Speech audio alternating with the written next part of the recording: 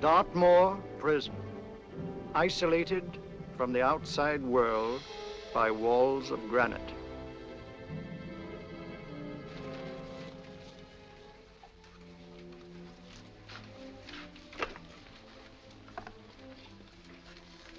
They say you could get out of here by merely telling what you know. You may or may not be another Scotland Yard bloke. But I'll give you the same answer I gave the others. I still have 2 years, 8 months, and 6 days left in which to make musical boxes. That'll be sold at auction for the benefit of this delightful sanctuary. And I intend to serve them.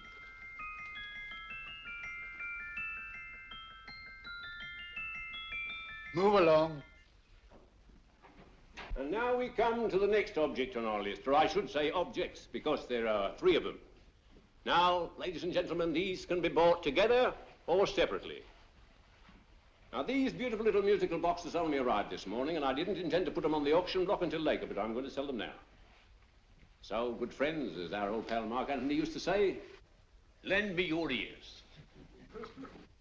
And what do you hear? Right. The beautiful tinkle tinkle of a musical box. What a lovely trinket. What a beautiful gift. Created and made by loving hands. A thing of beauty and utility. Now, who's going to start with £5? It's a bargain, £5. Do I see any hands? If there's a connoisseur in the house, will go £3 for it. £2. £1. 10 shillings. Thank you, sir. Ladies and gentlemen, 10 shillings is offered for a musical box you couldn't buy anywhere in London for less than £5. It'd be stealing to let it go for 10 shillings. Like taking milk from a baby. All right, we're selling for 10 shillings.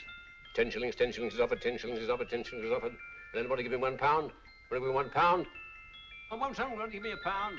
£1, £1 is offered, £1 is offered, ladies and gentlemen, £1 is offered. It's against you, sir. Will you go to £2? We go to £2, sir. £2. £2 is offered. £2 is offered. Going once, twice, third and the last call. Sold to the gentleman for £2. Sorry, my dear. Now, ladies and gentlemen, comes the opportunity to purchase an exact duplicate of the beautiful little musical box just bought by this gentleman for the ridiculous low price of £2. Now, it's exactly the same. Exactly the same. Made with the same hands. You hear that? Isn't that lovely? That tinkle, tinkle, tinkle, tinkle. Sounds like Bow Bells to me, you know, with little angels pulling on the ropes, eh? Who'll give me £2 for it? Who'll start me with £2? Will anybody start me with £2? Oh, come, ladies and gentlemen. You know, from your enthusiasm, we might all be in Scotland instead of London. Please buy it for me, Daddy. £2, certainly not. We all might be in Scotland. Besides, I don't like his manner. £1, 10 shillings. £1. £1 is ours. £1, £1 is offered. £1 is offered, going £1. Any advance? Going once, going twice. The third and the last call. Sold to the lady for £1. Smart bidding, my dear. Thank you. We come to the third and last of these beautiful little musical boxes. Exactly the same. Tinkle, tinkle. Isn't that lovely? Ladies and gentlemen, I don't bring you here to gull you and swindle you. This is the exact replica of those 2 I just sold before.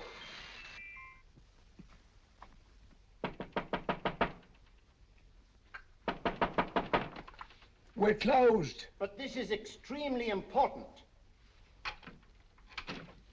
Come in, sir, come in. I'm sorry to disturb you, but I was unfortunately delayed from arriving in time to bid on certain articles which I was rather anxious to obtain. Oh, perhaps they weren't sold, sir. We are carrying several things over. What might the articles be, sir? 3 identical musical boxes, about so large. Oh, I'm sorry, sir, but they were sold. Pity you weren't here to bid on them. They didn't bring anything like the real value. I'm most anxious to obtain them. I wonder if your records would show who the purchasers were. Oh, we don't usually give out that information, sir. For certain, shall we say, sentimental reasons, I'm most anxious to get in touch with the purchasers. I'd be willing to pay, shall we say, £5. Well, for certain sentimental reasons, sir, we'd be very happy to oblige. Alfred, today's sales. The 3 musical boxes. Musical boxes, oh. Ah, here we are. The first purchase for £2 from Mr. Julian Emery, 52 Portman Square. Write this address down, Alfred. Yes, sir. Second didn't leave any name. Oh, how unfortunate. I think she's a dealer. You see, they don't like us to know where the things are going. On account of the profits. You say the second purchaser was a woman. Can you give me a description of her? Oh, she was a young woman. Fairly tall, slender. She had a light complexion and dark hair, and she was wearing A grey suit, don't you remember? That's right. She probably runs a gift shop. She paid £1. You say she comes here fairly frequently? No, I didn't say so. But she does, sir. Like as not, she'll come in on Thursday. We have sales on Mondays and Thursdays. Oh. And the third box? The third? Oh, Mr. William Kilgore, 143B Hampton Way. For 10 shillings. Quite a drop from £2. Mr. Kilgore was a Scotchman. Oh. Well, thank you. You've been most helpful. Oh, thank you, sir. And any time you're passing, dropping, we always have lovely things for sale. How kind, sir? Thank you. I'll be back Thursday.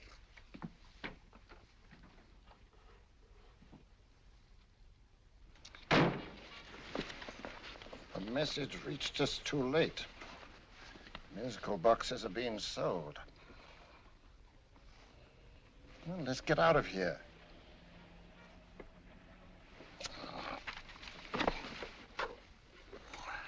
Someday you'll go too far. Reaching for a star, you fool. Yet a fool may touch a star, Colonel Cavanaugh, if he but reach high enough. But not possess it as you would. The musical boxes, they're being sold. What a pity for you, my dear Colonel. Is it my fault that the message reached us only an hour ago? Is it my fault that they were sold? You can't hold me responsible for that. Hope for your sake you're right.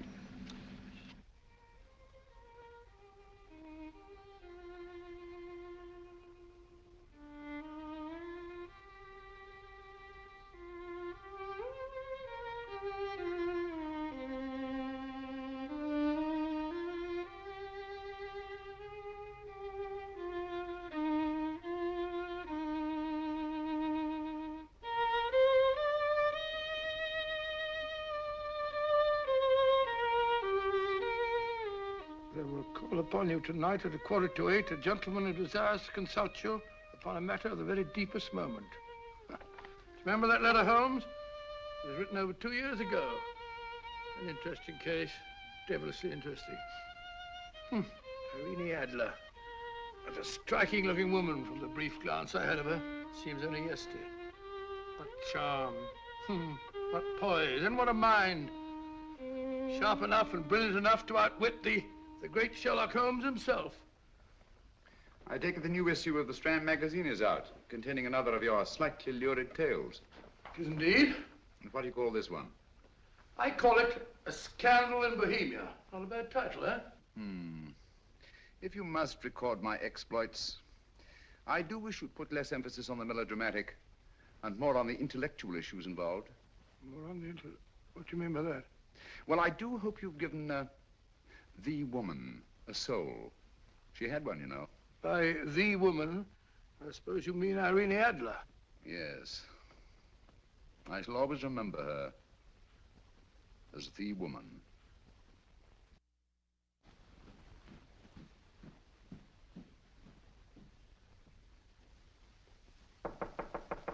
Come in. I think. That's him, old boy. How are you? How are you, old boy? I haven't seen you for years. I want you to meet my old friend Sherlock Holmes. Holmes, this is Stinky.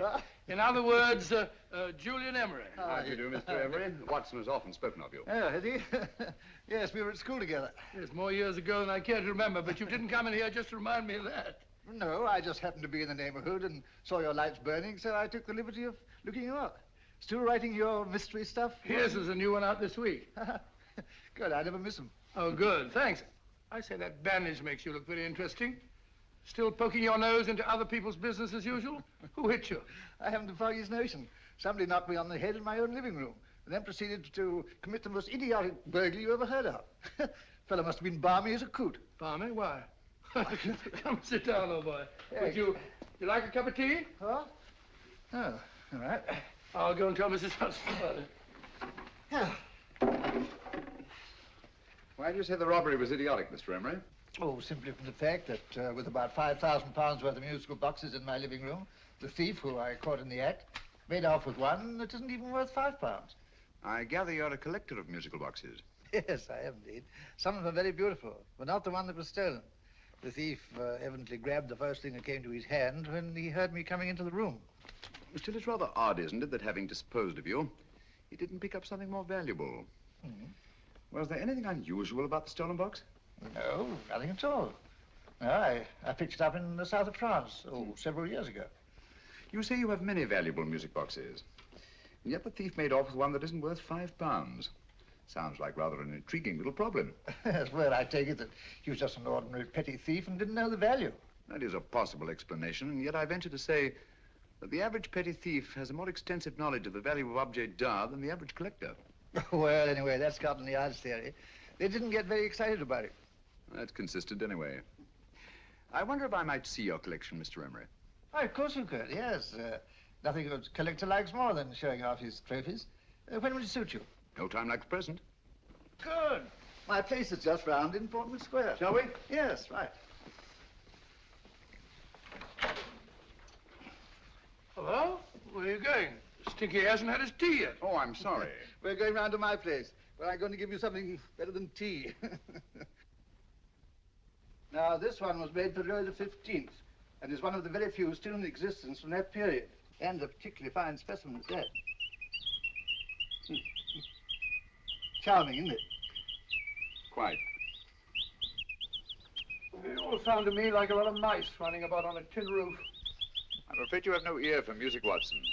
Give me a good old band playing a rousing march. You have all your silly little tweets.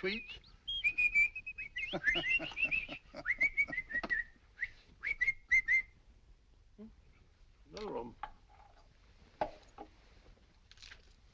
It's just me.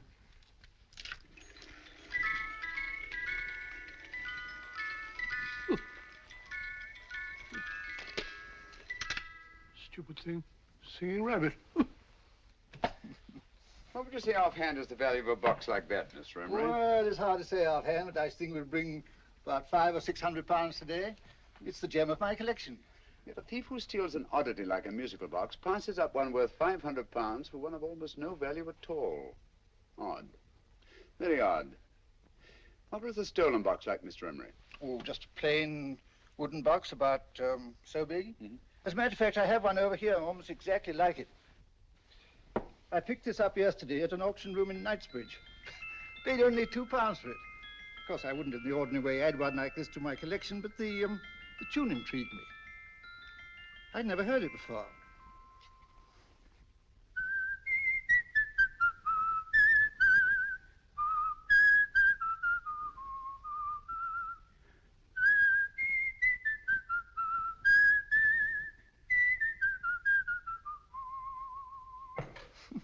You have a remarkable ear for music, Holmes. Rather an unusual melody. Sit down, will you? Thanks.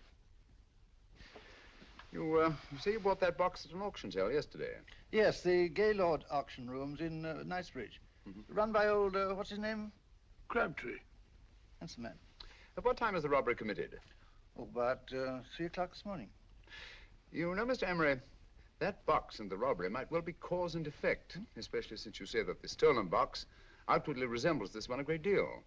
And Scotland Yard were not particularly interested, eh? Oh, yes, but I wouldn't blame them for that, especially as I told them I was quite unable to describe the thief, except, of course, for the fact that it was definitely a man. All you remember is that you came in here and someone struck you on the head. Yes, and the next thing I knew, my man was trying to revive me. It might be wise for you to put that box away somewhere and lock it up. Oh, I don't think that's necessary. Besides, everything's insured. Well, at least if any further attempts at robbery are made, I'd suggest that you call the police, rather than running into any personal danger. Oh, come, Holmes, aren't you being a bit of an alarmist? Possibly. Well, I must agree with old Stinky. Seems to me you are making rather a mountain out of a molehill. Molehill is the word, old boy, and it's time you were in bed. Thanks so much for letting us see your place. Well, it's been glad meeting you. Holmes, I can't understand why you were so mysterious. Seems to me the petty thief explanation was the only sensible one. Really? Yes, I can't see how you can believe it was anything else. I didn't say I believed it to be anything else. The petty thief theory is the obvious one, I grant you. However, it's often a mistake to accept something as true merely because it's obvious. The truth is only arrived at by the painstaking process of eliminating the untrue. We are not able to do that in this case without further data. Rubbish, you're pulling my leg. You're trying to turn a tuppenny-halfpenny robbery into an international plot. No, I'm not. I just hope that your friend Stinky is a little more cautious in the future, just in case.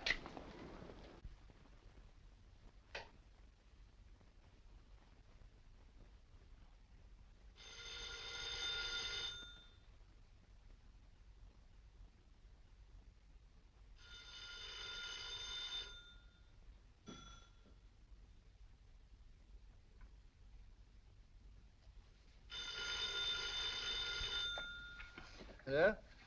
Yeah? Julian Emery here. Who? Why, of course I remember you, Mrs. Courtney. Yes, you're the one bright spot at that appallingly dull affair of Lady Sanford's. Huh? Of course it isn't too late to come round. Yes, I shall be delighted to give you a drink. I tell you what, come straight up and I'll leave the door unlatched. Right, well, 15 minutes? Good. I shall be counting each moment. No, I mean that, really. Right, goodbye.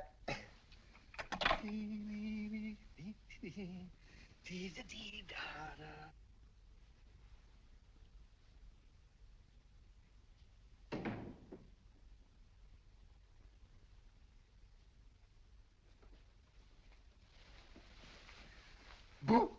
Oh, you startled me. Did I? Yes.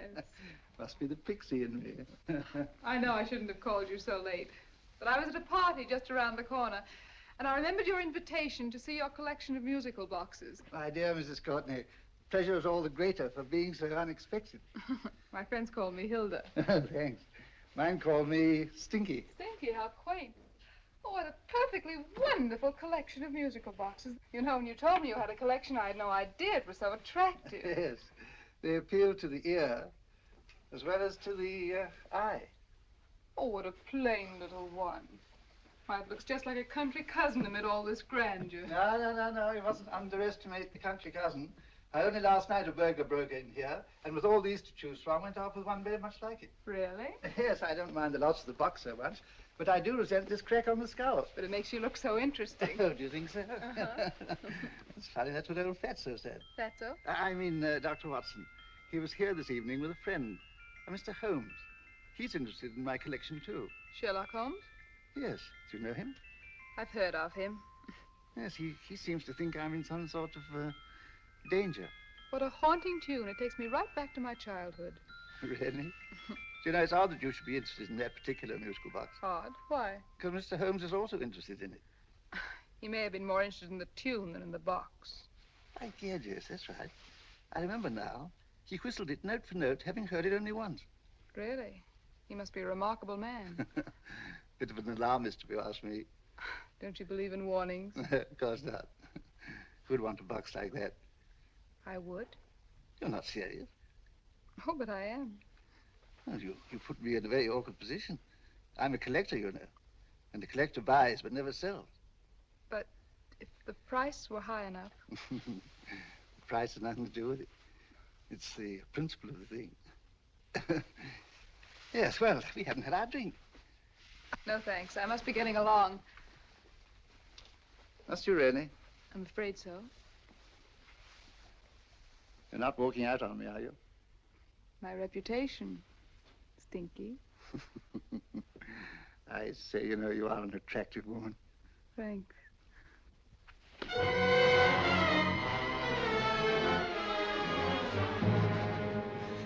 You fool. I told you to wait outside. What did you have to kill him for? All I had to do was walk out with this. He held you in his arms. Don't touch him. Don't touch anything. Now get out. I'm sorry. You're sorry. What about me? This is murder. What about Scotland Yard? What about Sherlock Holmes? Now get out!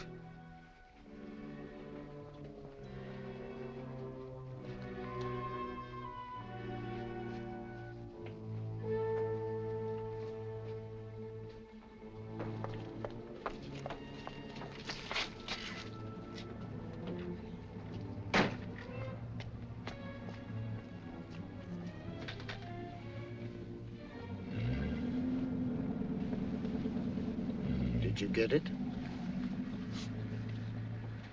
Good. Did you have any trouble with him? Just a matter of murder. Ah, Mr. Holmes. Hopkins. Thanks for coming so promptly. Inspector Lestrade suggested that I call through to you.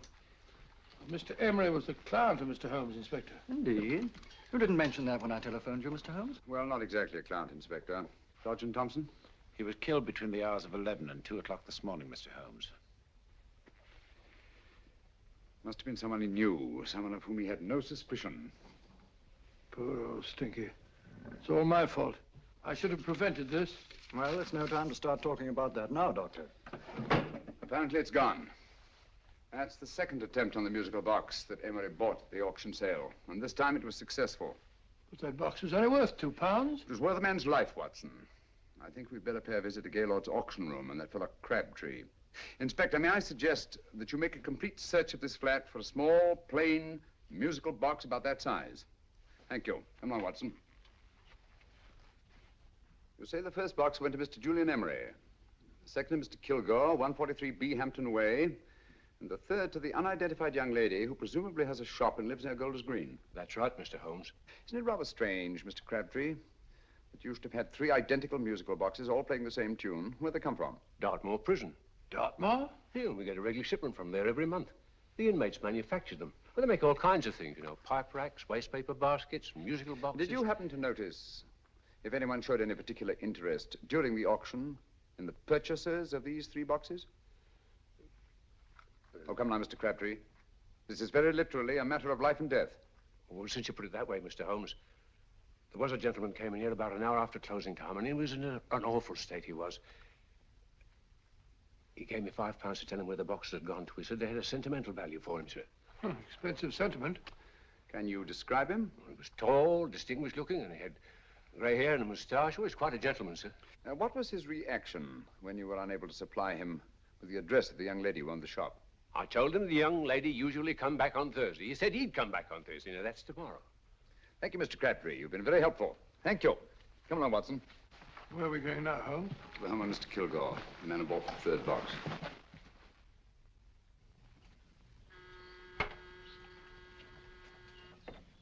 But hang it all, Holmes, how do you know those other 2 musical boxes are of any importance? I don't, but I certainly have no intention of waiting until the owners are murdered to find out. No one at home. I hope that's the explanation. I'll have a look through this window.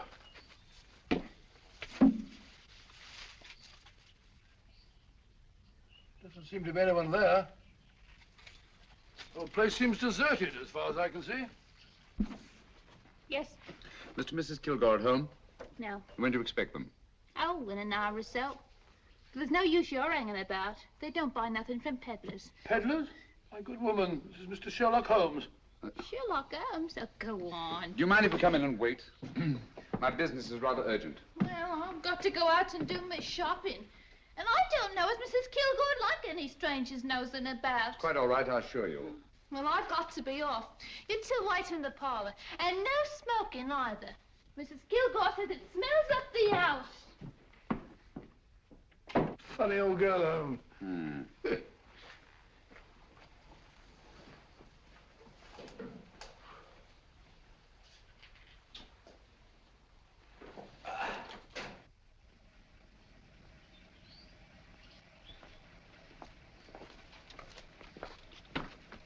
Park Lane. Park Lane? And what would the likes of you be doing in Park Lane? Now, don't worry about the fare, Ducky. If you knows how to get to Park Lane, up it.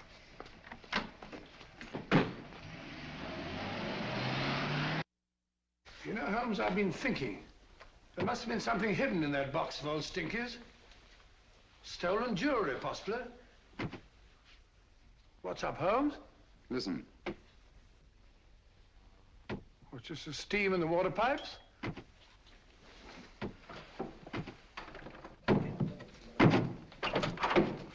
Watson! Great Scott! Come on, Holmes. Get on the chair here. It's all right, my dear. There. Now, don't worry. It's all over. There you are, dear. Don't cry anymore. She tied me up and shut me in the cupboard. I know. She won't come back. Did you show her your new musical box? Yes, she said she wanted to hear it play, and as soon as I showed it to her, she grabbed hold of No, it. I know. Now, don't worry. We'll buy you a new musical box. Yes, my dear, the best one in London. Watson. Oh, what a fool I've been. What do you mean, Holmes? She took the musical box out of this house in that market basket, right under our very noses. Why could the Kilgore charwoman want to take the music box? She isn't the Kilgore charwoman. She's a consummate actress. An extremely clever, unscrupulous woman who will stop at nothing. Take care of the child, will you, Wolfella, till our parents get back.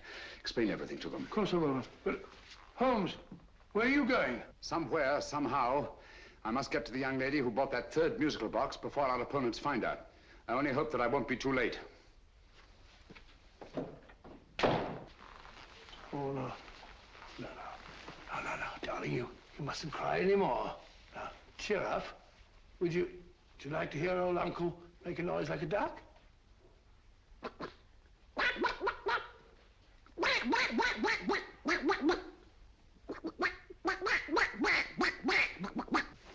Oh, sorry.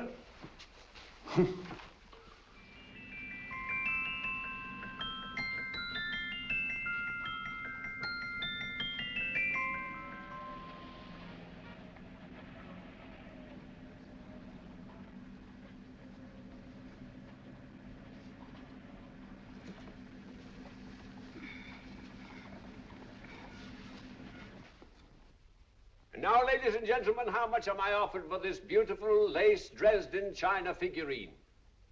A lady of the French court. Now, this is the genuine article.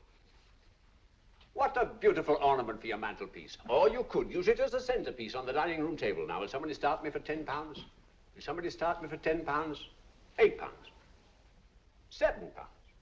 All right, £5 is offered, £5 is offered, £5 is offered, £5.10, £5.15, £5.15. £6 is offered, £6, going once, going twice. The third and the last call. Have you all done? Sold to the lady from Twickenham for £6. Next, we have a real museum piece, ladies and gentlemen. A fine 19th century doll. The costume an exact replica of the holiday clothes worn by the Hungarian peasant women. Now, ladies and gentlemen, an article like this would cost you from £15 to £20 in a West End shop. I'm not going to ask for anything like that.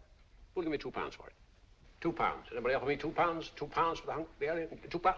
£1. What? Anybody give me £1? Anybody offer me £1 for the doll?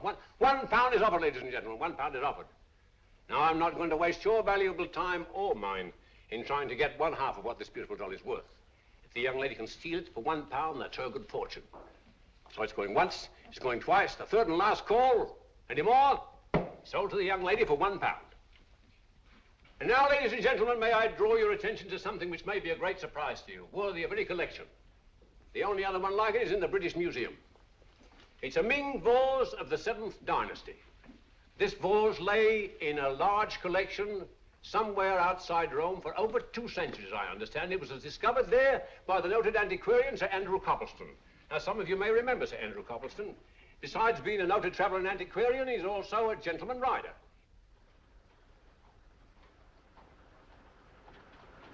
The girl with the parcel in her hands, that's her.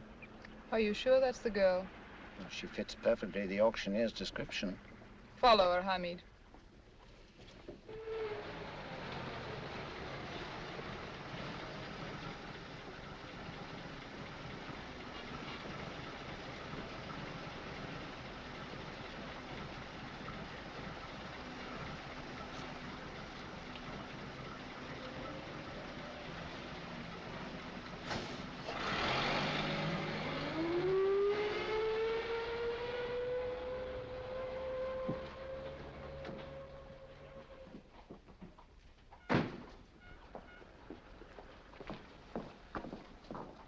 It's lovely, dear. And only £1. We can get at least 3 for it. Easily. I'll go make some tea. I could do with a cup. Right.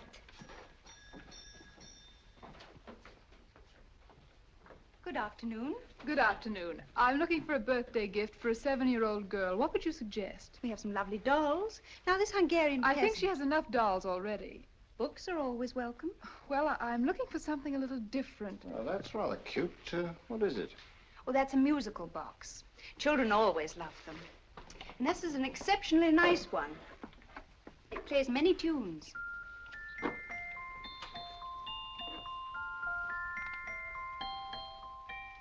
Have you any others? Yes. If you'll just step this way. I have only 2 left.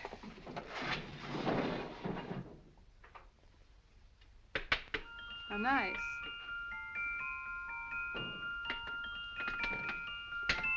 Are you sure this is all you have? I'm sorry. They're rather hard to find, you know. That's our entire allotment. I did have one other, but I sold it earlier this afternoon. But it was only a plain wooden one. It wouldn't have been a very nice gift for a child. Really? Do you happen to know who the purchaser was? Why, yes. He left his card, just in case anyone should inquire for him.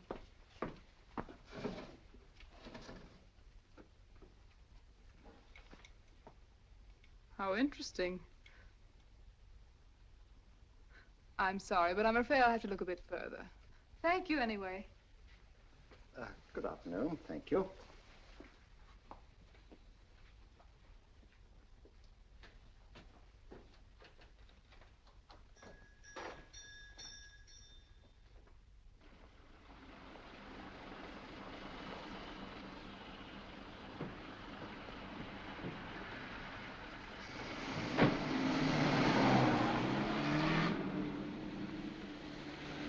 Heavy! Follow that cab. Here now, what? Scotland Yard. Hop in.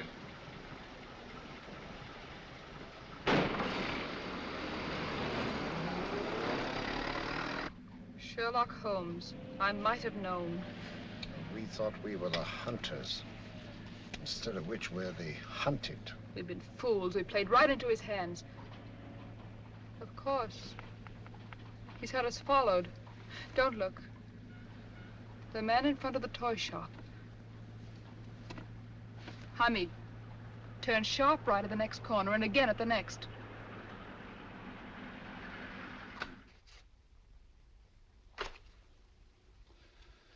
No photograph of her, Commissioner, as I expected. She's not a known criminal. But how do you expect to know if you do find her? After all, she was disguised as a charwoman. Don't worry, old fellow. If I ever see her again, I'll recognize her.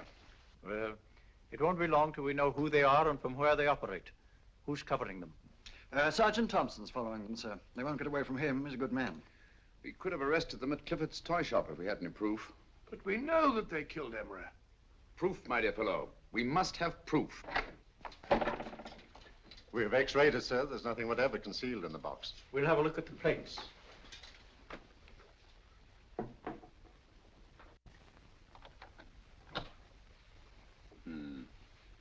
There must be some clue. And it's probably so obvious that we've all overlooked it. Seems to me we're up against a bunch of lunatics. Not lunatics, my dear fellow. Extremely astute, cold-blooded murderers. What can these little musical boxes have in them that's so important? Don't forget, they were made in Dartmoor prison. You can smuggle stuff into prison, but not out. Do you want us to break the box apart, sir, to see if there's anything the x-ray hasn't caught? No, not yet. Do you mind if I take it? Certainly. Thanks.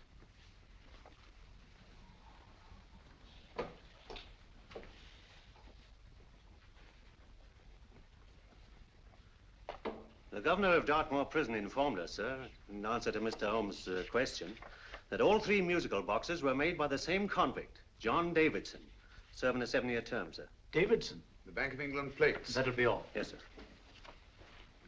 Now we're getting somewhere. Wait a minute. How did you know about the plates, Mr. Holmes? I'm a student of crime, Inspector. I make it my business to know about such things. And when the name of Davidson was mentioned... Well, who is this fellow Davidson? As long as Mr. Holmes seems to know all about it already, I suppose there's no harm in telling you.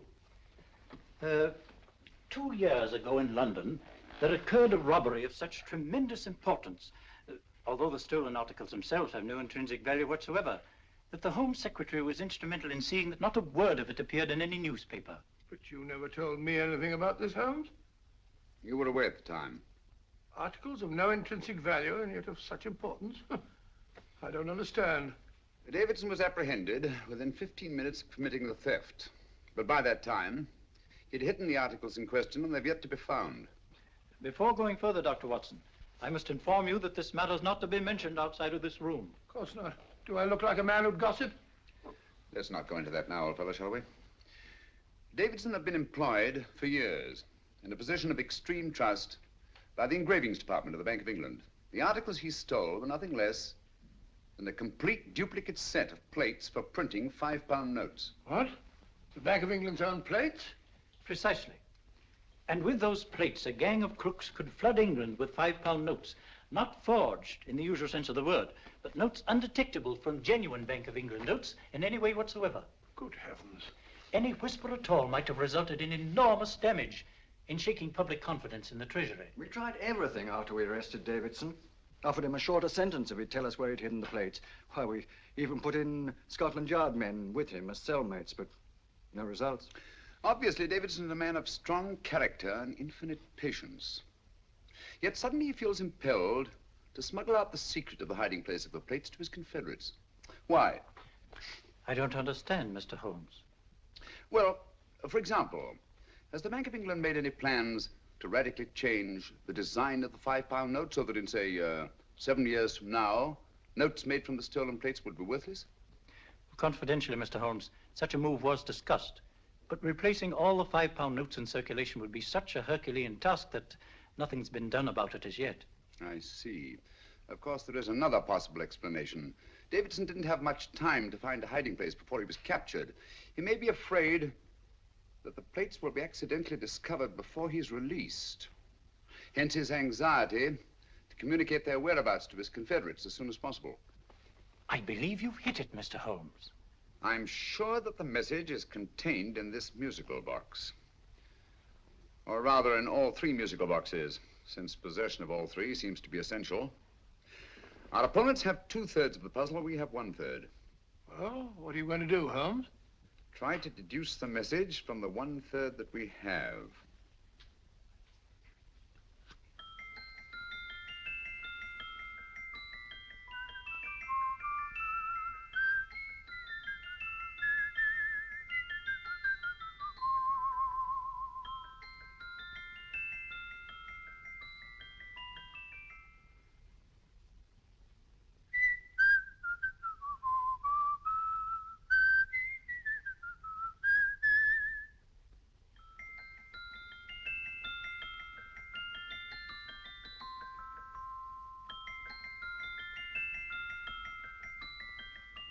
It's the same tune as the one played by Emery's musical box. And yet it's different. Sounds the same to me. The tune. Somehow the tune is the key to the mystery. It must be the tune. Otherwise, why use 3 musical boxes to convey the message? Why not collar boxes or shoe boxes? Yes? Oh. It's for you, Inspector. Oh, thank you, sir.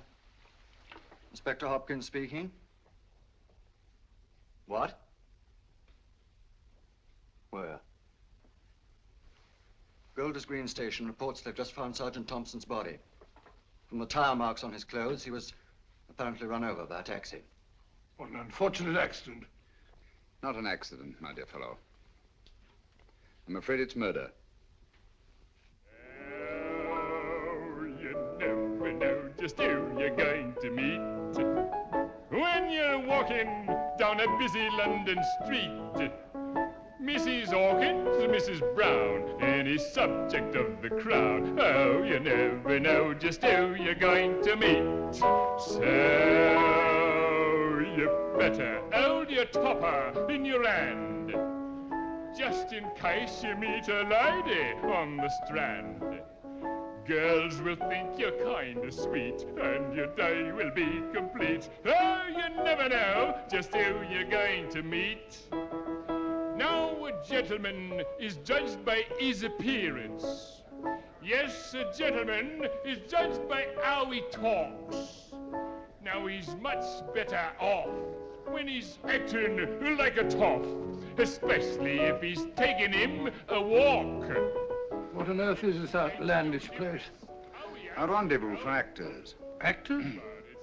Buskers, old boy. You've seen them 1,000 times. Actors who entertain the queues, waiting outside theaters. Who you're going to meet when you're walking down a busy London street. So you better wear your best, how it pays to look your best, 'cause you never know just who you're going to meet. So you better keep your manners right in view, just in case a lady gives a how'd you do. Keep your trousers in a pleat, shine your shoes and keep them neat, 'cause you never know just who you're going to meet. Blimey. Mr. Holmes. How are you, Joe? Never met him. And yourself? Fine, thank you. I want you to meet a friend of mine, Dr. Watson, Joe's sister. Oh, well, any friend of Mr. Holmes is a friend of mine. Hi, Joe. He did me a good turn once that I'll never forget. Yes, I cleared Joe of a most unpleasant charge. Murder, no less. Oh, really? By proving to the satisfaction of the police that he was busy at the time blowing open someone's safe. That's right, Governor. Good gracious me. Joe, now you can help me. Come on, buzz off, buzz off. Come on, up it, up it. Can't a gentleman have some peace and quiet around here? And you too. There you are, Mr. Holmes. Now we can have some peace and quiet around here. Thank you, Joe. There's £5 in this for you. Well, I wouldn't want to take it on myself, sir, but I can get somebody to do it for you for half of that. You don't know what the job is yet. For £5? Murder, ain't it? What? No, Joe, not murder, just music. I want you to identify a song for me. Oh, there ain't a song that's been written that I don't know. That's why I came to you. Of course, the violin is more my instrument, but, oh, well, here we go. Now, listen to this, Joe.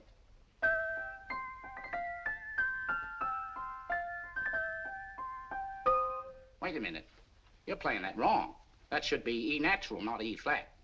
You know the song? Oh, yes. It's an old Australian song called, the Swagman.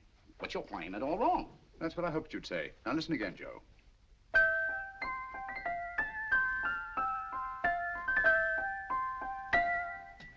That's the same tune, all right, but you're making different mistakes than you did the first time. No, not mistakes, Joe. Call them variations. Here, play the song for me, will you, the way it's written.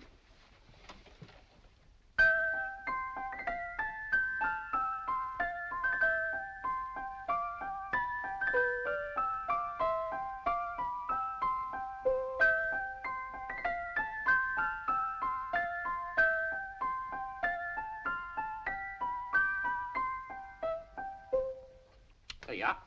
Thank you, Joe. What's it mean, Holmes? Are you onto something? Perhaps. I don't know yet. It's probably a code of some sort. Joe, could you write the song down for me, the way it was originally written? Oh, sure, Mr. Holmes. But it'll take a few minutes. Mm-hmm. Here, Mabel. Pale ale. Come on, up to it. Along with it.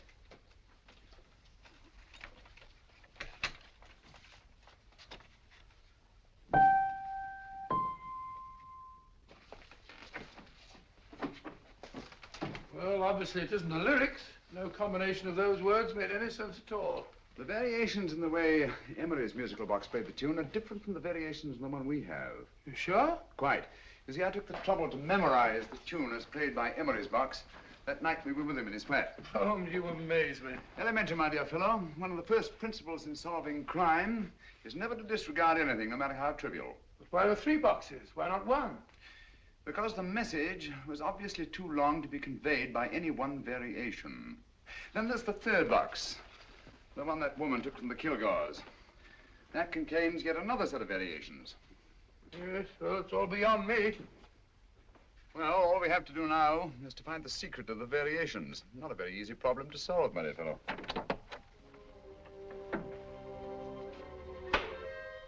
Hello. What's up? We've had company.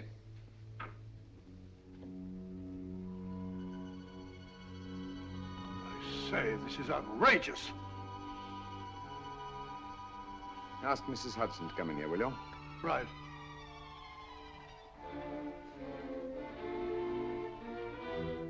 Hudson? Yes? Oh, there you are. Will you come up here at once, please? Oh, coming, sir.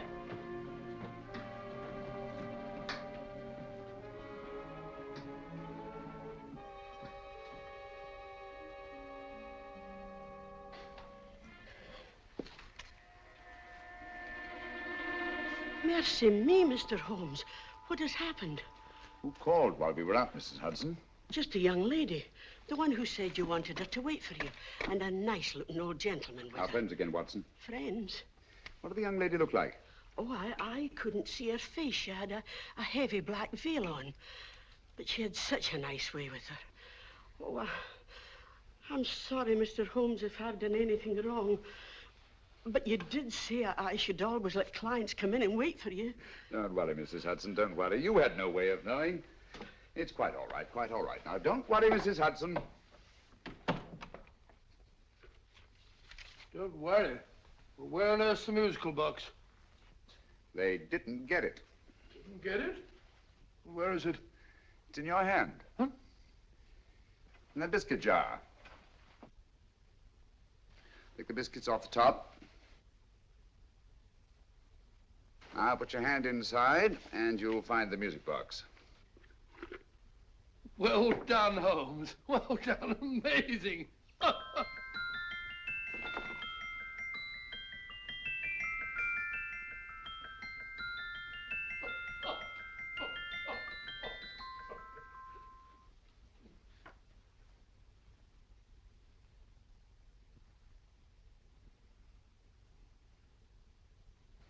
Whew. Nice fresh smell. Like a pub after closing time.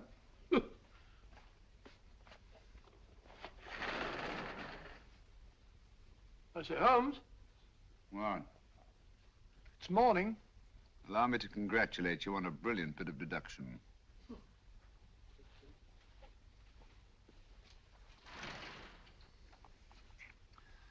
It's not a transposition, not a polygraph transposition, not a trigraph, nor any known form of decoding.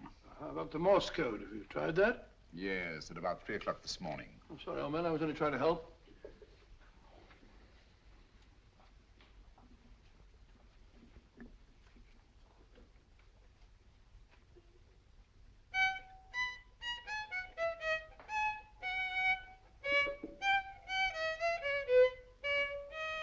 Oh, do me a favor. Not again. Must have heard that thing 1,000 times. Kept me awake all night.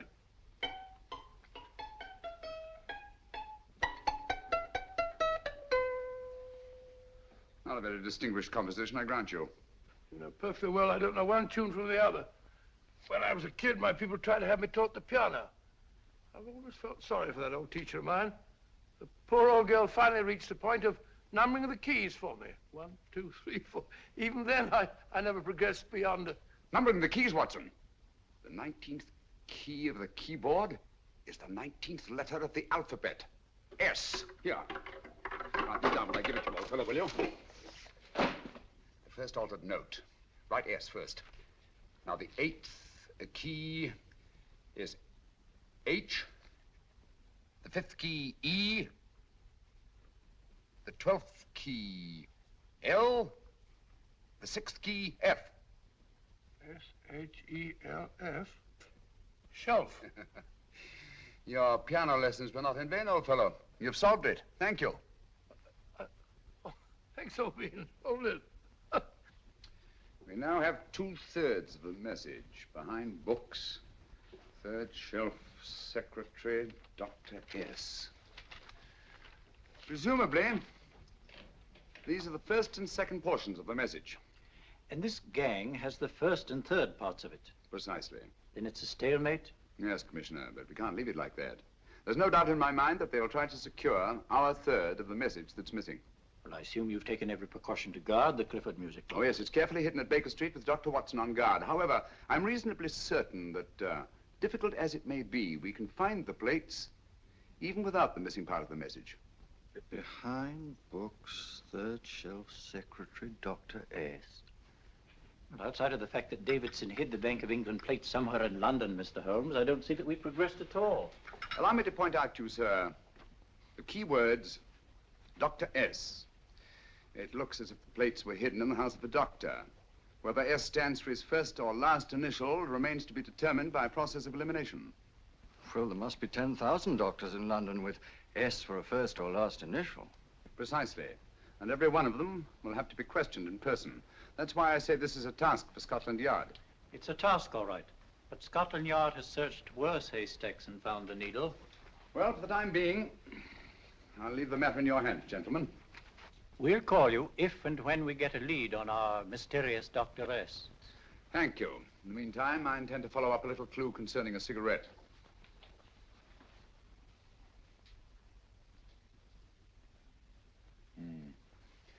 You're certain of the identification of the tobacco? Absolutely. I have made up this special blend for only 3 customers. It is almost pure Egyptian, with admixture of latakia for added body, and a pinch of perique. Merely a whisper, as one might say, for elusive fragrance. Yes. And the 3 customers? Major Wilson in Bombay, India. Mrs. Catherine Leamington Smith in Ireland. Yes, and the 3rd? Mrs. Hilda Courtney of Park Mansions, Bryanston Square. Thank you. Thank you very much. You've been most helpful. It is a pleasure to have been of service, Mr. Holmes.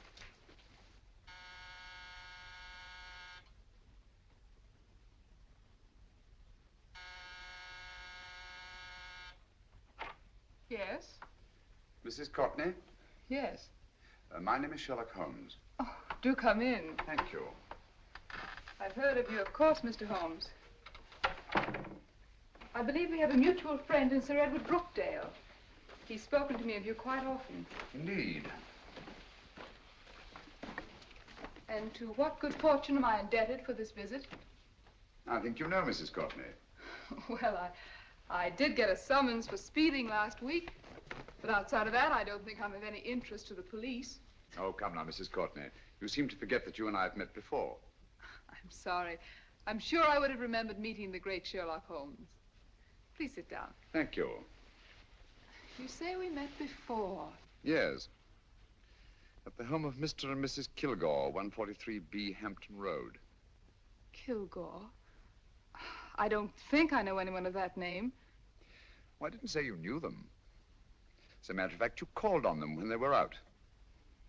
I don't understand, Mr. Holmes. Really? And you were dressed rather differently. Indeed. Cigarette? Thank you.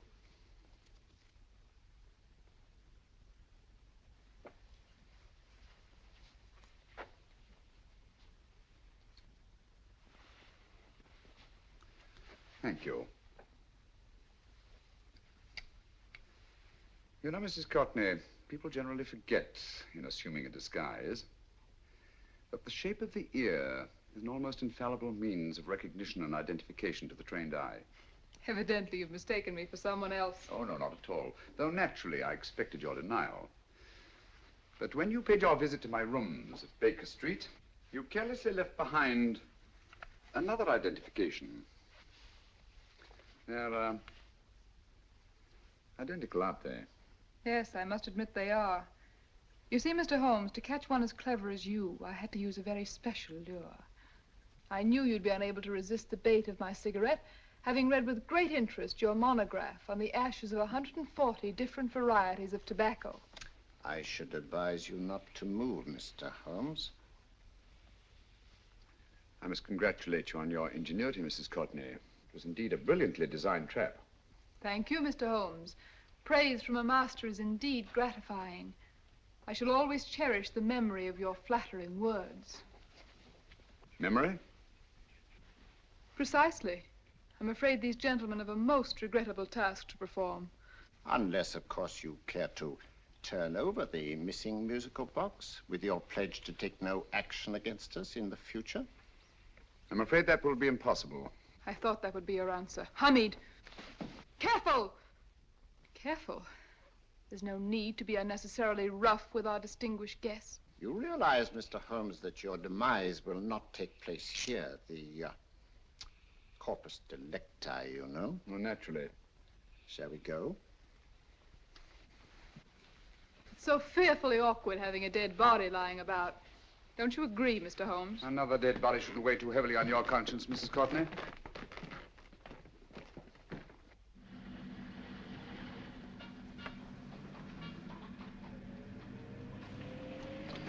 You mind if I have a cigarette? Don't see why not.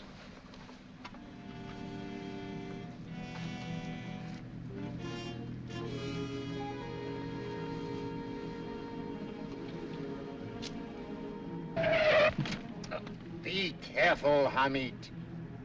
It's the brakes, they bind. Thank you, Colonel Kavanagh. It's very considerate of you.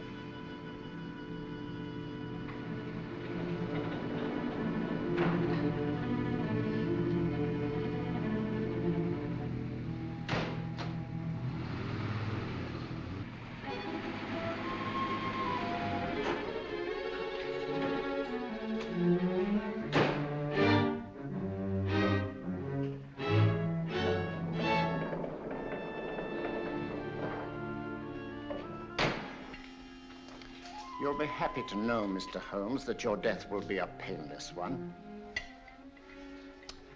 Hamid, attach this to the motor of the taxi. That little attachment, my dear Mr. Holmes, contains the deadly fluid known as monosulfide. The Germans use it with gratifying results in removing their undesirables.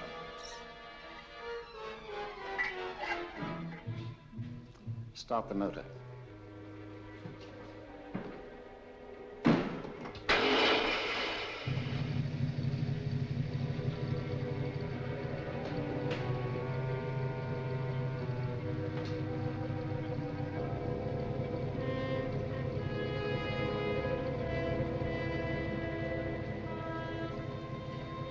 Tape his mouth.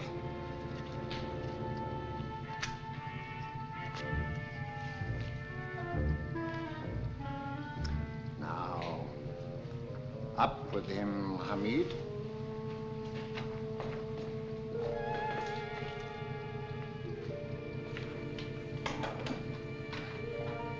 You find yourself like Muhammad's coffin, Mr. Holmes, suspended between heaven and earth.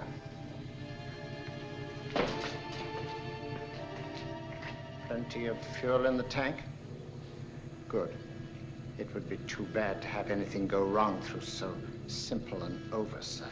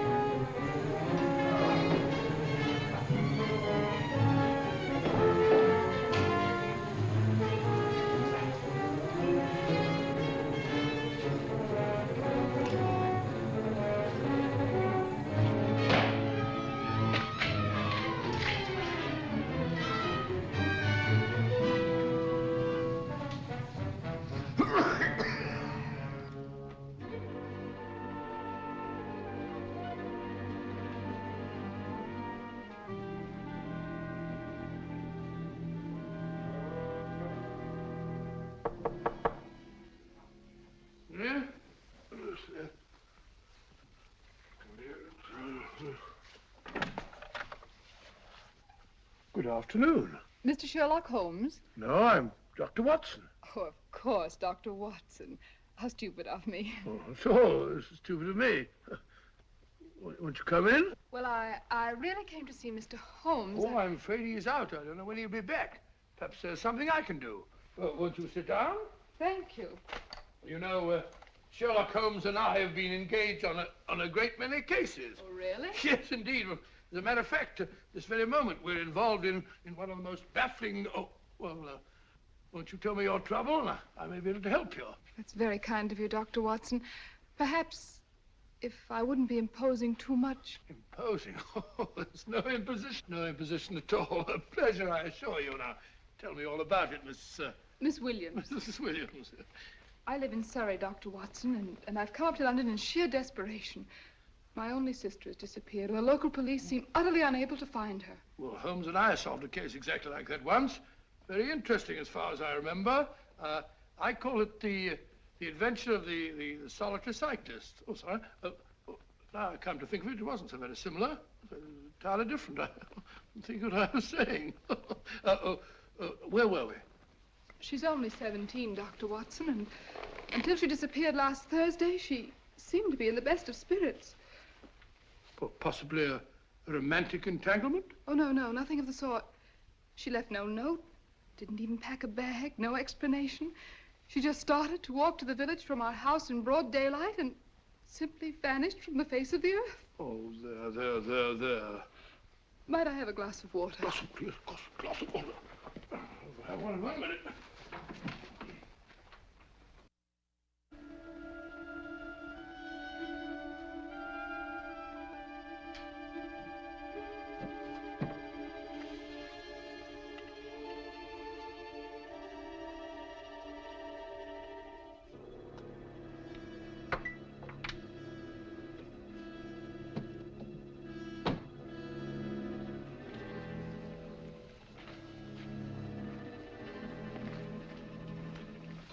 There you are, my dear. Thank you, Dr. Watson. No, you're not to cry anymore. You must pull yourself together. I feel much better already knowing that you're going to help me. Oh, Dr. Watson, look! Good heavens! Get through the fire brigade, quickly!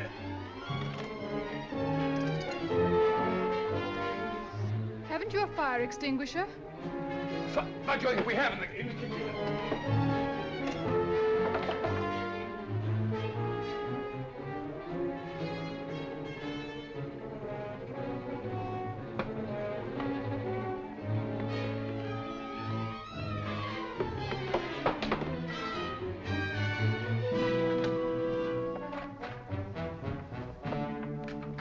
Don't you worry, Miss Williams. We'll have this thing out in no time.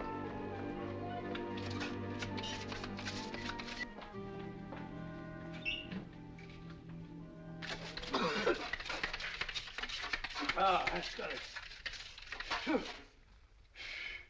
Get some air. Well, you see, there was no need for the fire brigade after all. I hope you weren't too frightened, Miss Williams. Oh, gone. That's the trouble with women. They always lose their heads in an emergency. Well...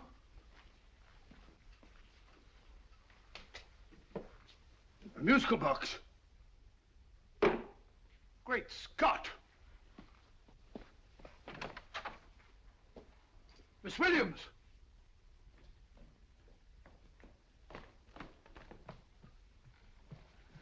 Well? Good. And Holmes? By now, Mr. Holmes has no doubt exchanged his violin for a harp. Always assuming that heaven is his destination. And now that we have the missing musical box.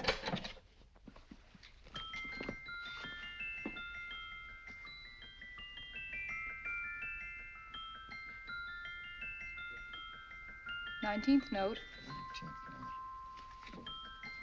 19th letter. Yes. He hasn't been there, you say? Holmes, where on earth have you been? I've been trying to get you at the club, at Scotland Yard, all over London. You were looking for me in the wrong places. Holmes, terrible things happened. I've been duped. That woman, she made a complete fool of me. Well, what do you mean? Well, she came here, let off a smoke bomb. I thought the whole place was on fire, and my first thought was to save the musical box. No need to say any more. She has the box. Yes. Don't blame yourself too much, old fellow. She's an extremely clever antagonist. Smoke bomb, you said? Well, you can console yourself with the thought that your charming friend is at least a reader of yours. What do you mean? If I remember correctly, you wrote about my little experiment with smoke and the cry of fire in a story you entitled A Scandal in Bohemia, which has just appeared in the Strand magazine. All right, old boy. Don't rub it in. Well, it may cheer you up to know that you made a fool of me, too. That cigarette stub was planted here for one express purpose. We're going to bandaging around this place. Bandaging? What's the matter, Holmes? You hurt? Explanations will have to wait until later. At the moment, we're faced with a problem which I fear is insurmountable. Come over here, old boy, will you? Right. Our opponents are in possession of all three parts of the code. And here are we, while the Bank of England plates pass into their possession. Cheer up, old fellow, cheer up. As Dr. Samuel Johnson once said, there's no problem the mind of man can set that the mind of man cannot solve. What's that, old fellow? I was just quoting Dr. Samuel Johnson. He said there is Thank you, Watson. Thank you. Leaving the front reception room, we come into the main hall, where Dr. Johnson was in the habit of passing through to have his meager meals in the dining room opposite, in company with his friend and biographer, James Boswell.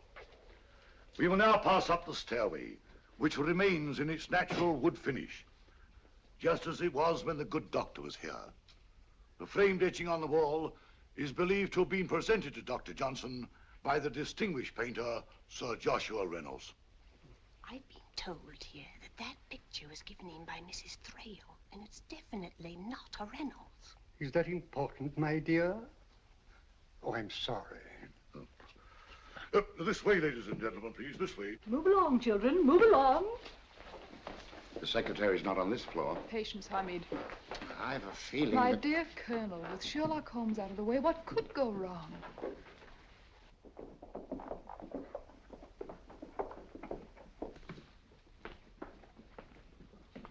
And here we have the Garrett Library, in which Dr. Johnson wrote his famous dictionary, and in which you will see also many of the great man's books and other items of interest.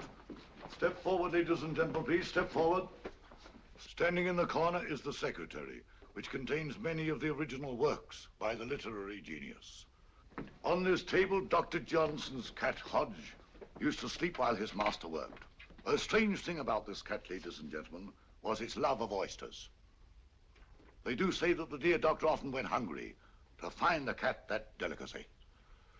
What a pity. Now we will visit the grey room, which is immediately below us, in which you will see the very bed in which Dr. Johnson died. What did he die of? Gout. Just gout. This way, ladies and gentlemen. Mind the steps, please.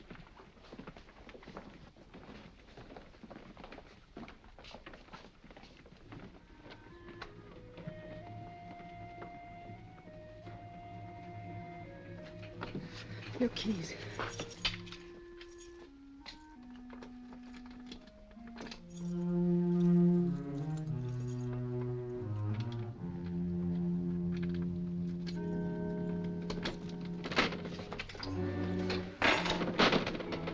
Third shelf up.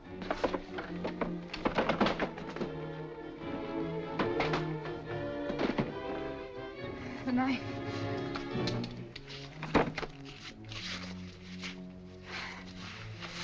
Gentlemen, the Bank of England plates. Well, Mrs. Courtney, so we meet again. No, I shouldn't do that if I were you, Colonel Cavanaugh. I must congratulate you, Mr. Holmes.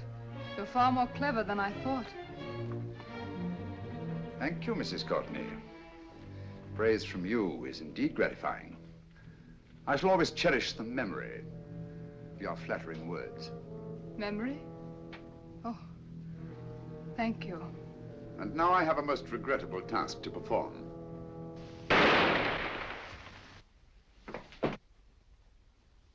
Holmes! Coming, Holmes! Holmes, you all right? Perfectly, thank you, old fellow, but I think this gentleman on the floor requires some medical attention. We must see that he looks his best, you know, when he's hanged. Take them in charge.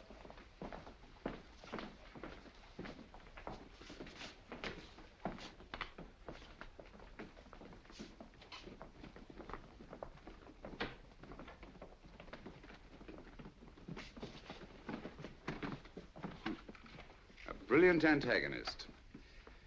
It's a pity her talents were so misdirected. Will you see that these plates are returned to the Bank of England, Inspector? I still don't understand how you solved it, Mr. Holmes. It's entirely due to Dr. Watson.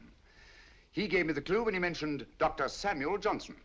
Well, congratulations, Doctor. Oh, thank you, Inspector. I don't think I could have done it entirely without Mr. Holmes's help, you know.